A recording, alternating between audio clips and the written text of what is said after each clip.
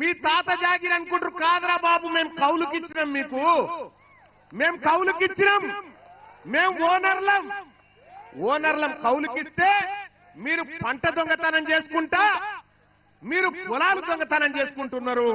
ఇక ఓరి బిడ్డ, మీ కౌలు పని అయిపోయింది, మీ కౌలు కాలం అయిపోయింది. ఒరిజినల్ కాలం, బీసీల కాలం రేపు రాబోతా ఉంది తెలంగాణ రాష్ట్రంలో. 2028 నాకైతే ఏం డౌట్ లేదు, అయిపోయింది. వాళ్ళే డిసైడ్ అయిపోయారు.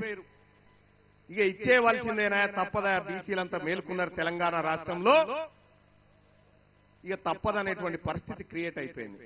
సోదరులారా, మీ ఊర్లో పోంటి మన బీసీల ఓట్లు లేకపోతే వాళ్ళొక్క వార్డు మెంబర్ అన్న గెలవగలుగుతారా? పోని వార్డు మెంబర్ అన్న గెలవలేరు. 2028లో ఈ తెలుగు గడ్డ మీద మొట్టమొదటి బీసీ ముఖ్యమంత్రి కాబోతా ఉండు ఈ తెలంగాణ రాష్ట్రానికి. ఇది రాసి పెట్టుకోండి, ఇది జరిగి తీరుతుందని చెప్పి తెలియజేస్తా ఉన్నా సోదరులారా. తెలంగాణ రాష్ట్రానికి చివరి ఓసీ ముఖ్యమంత్రి రేవంత్ రెడ్డి గారే. ఆ తర్వాత ఇంకెవరు కారు. కౌలు కాలం అయిపోయింది కాబట్టి కారని చెప్పి తెలియజేస్తా ఉన్న సోదరులారా.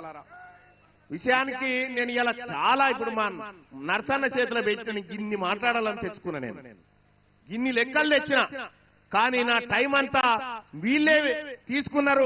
నా సోదరులే కదా టైం తీసుకుంది, నాకే ఇబ్బంది లేదు. ఇంకా ఎంత టైం అయినా నా వాళ్ళ కోసం కేటాయించాల్సిందే, చేయాల్సిందే సోదరులారా. ఇక అంతేకాదు, ఈ కార్యక్రమాన్ని విజయవంతం చేయడం కోసం సైకిల్ యాత్ర బత్తుల సిద్ధేశ్వర్ ఎటువంటి ఉండా, బత్తుల సిద్ధేశ్వర్ టీం వాళ్ళు సైకిల్ యాత్ర చేసిరు. చాలా మంది సోదరులు ఈ కార్యక్రమం కోసం కృషి చేసిరు, పట్టుదలగా ముందుకు పోయిరు. ఈ వేదిక నుంచి చెప్తా ఉన్నా, వాళ్ళందరి ఆశయంగా చెప్తా ఉన్నా, తెలంగాణ రాష్ట్రంలో ఈడబ్ల్యూఎస్ ని రద్దు చేస్తావా?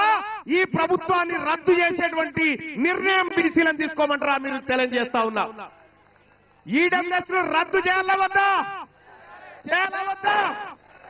ఈడబ్ల్యూఎస్ ని రద్దు చేయాలి, బీసీలకు సమాన వాటా కల్పించాలని చెప్పి తెలియజేస్తా ఉన్నా. అమ్మా, ఇవాళ బీసీలం ఎంతమంది ఇవాళ లెక్క చెప్పారు? 56-57% ఉన్నారా మీరు బీసీలు అని చెప్పి ప్రభుత్వం లెక్క చెప్పింది. సరే, 56-57% ఉన్నోనికి ఓ 42% రిజర్వేషన్ ఇస్తే తప్పేం కాదు. కానీ 7% లేని వీళ్ళు 10% ఈడబ్ల్యూఎస్ రిజర్వేషన్ ఎత్తుకపోయి దొంగతనంగా పేదవాళ్ళ ఉద్యోగాలు కొట్టుకపోతా ఉంటే ఇంట్లో చూడ్రి ఎక్కడెక్కడ ఎవరెవరికి ఉద్యోగాలు వచ్చినాయో. మన ముదిరాజు బిడ్డకు ఉద్యోగం రాలే, మంచి ర్యాంక్ వచ్చినా కానీ రెడ్డోళ్ళ పిల్లగానికి వచ్చినాయి. ఒక్కసారి ఇక చూడండి సోదరులారా, ఈ తెలంగాణ రాష్ట్రంలో ఎంత దోపిడీ జరిగిందో మీరు ఒక్కసారి ఆలోచన చేసి చూస్తే, ఉద్యోగాల విషయంలో అదే దోపిడీ, రాజకీయంలో అదే దోపిడీ. వెనకాల ఇక మన ముస్లిం సోదరులకు కూడా నేను చెప్తా ఉన్నా, ముస్లిం సోదరులారా, తెలంగాణ రాష్ట్రంలో ఉన్న బీసీలు మీరు ఎంతమంది జడ్పీటీసీలు ఉన్నారో తెలుసా?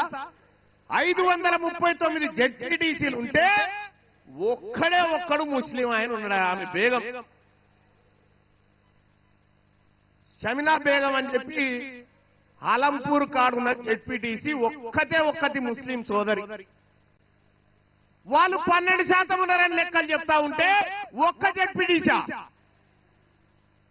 అందుకోసమే 42% రిజర్వేషన్లు రావాల్సిందే అన్న మాట నిలబెట్టుకోవాల్సిందే సోదరులారా. ఈ 42 కాదు కానీ ఆ జనరల్ కోటాలు ఏవైతే ఉన్నాయో, జనరల్ కోటా అంటే ఇక మనమే కదా, బీసీలే.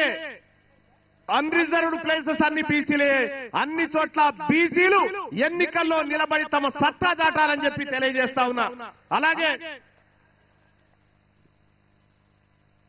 ఇక మనది ఏ రంగంలో లేదు, సినిమా హీరోలు కూడా మనోళ్ళు ఏం లేరు, సినిమా హీరోలు ఏం లేరు.